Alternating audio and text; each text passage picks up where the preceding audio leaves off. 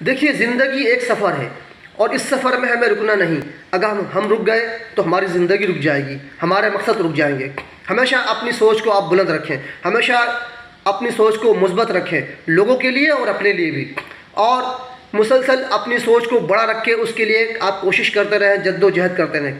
کبھی یہ نہ سوچیں کہ میں جو کوشش کر رہا ہوں مجھے اس میں ناکامی ہو سکتی ہے یا کامیابی ہو سکتی ہے. دیکھیے کامیابی ناکامی دونوں ایک الگ مسئلہ ہے. ہمیں حکم ہے صرف کوشش کرنے کا، وہ بھی مثبت پہلو کے ساتھ اور مثبت سوچ کے ساتھ، بلند حوصلوں کے ساتھ، اچھی نیت کے ساتھ. ایک کسان ساری عمر جو ہے وہ فصل اپنے کھیت کو تیار کرتا ہے، اس میں بیج لگاتا ہے، پانی دیتا ہے، لیکن اچانک کبھی ایسا ہوتا ہے بارش ہوتی ہے، خشک سالی ہوتی ہے، اس کی فصل پوری برباد ہو جاتی ہے. تو کیا آیا اس کی محنت ضائع ہو گئی؟ نہیں. دنیا میں کچھ بھی کوئی بھی چیز ضائع نہیں ہوتی، ہر چیز کا ایک اس کو پھل ملے گا، اس کو رزلٹ ملے گا یہاں یا وہاں. اگر ہم اللہ پہ بھروسہ رکھتے ہیں تو ہمیں اس بات کی امید ہونی چاہیے کہ ہماری محنت رائے گا نہیں جائے گی. اللہ نے ویسے فرما دیا ہے کہ نہ تمہاری میں ایک ذرے برابر نیکی ضائع کروں گا، نہ ذرے برابر خیر کو ضائع کروں گا. ہر چیز کا حساب کتاب ہوگا.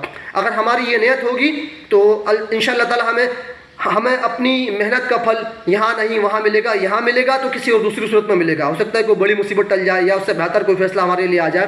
تو بہرحال بات کا مقصد صرف یہ ہے کہ ہمیں اپنی زندگی کے سفر کو کوشش اور جد و جہد کے ساتھ گزارنا ہے، اس بات سے قطع نظر کہ ہم ناکام ہوں گے یا کامیاب.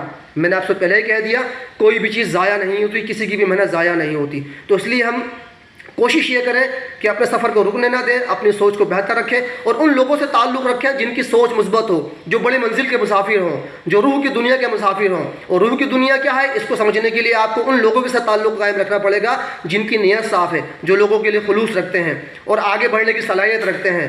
یہ دنیا رکنے کا نام نہیں ہے، مسلسل سفر کا نام ہے. اگر آپ مسلسل سفر کرتے رہیں گے تو انشاءاللہ تعالیٰ آپ کو دائمی سکون اور دائمی کامیابی ملے گی، یہاں نہیں وہاں ملے گی.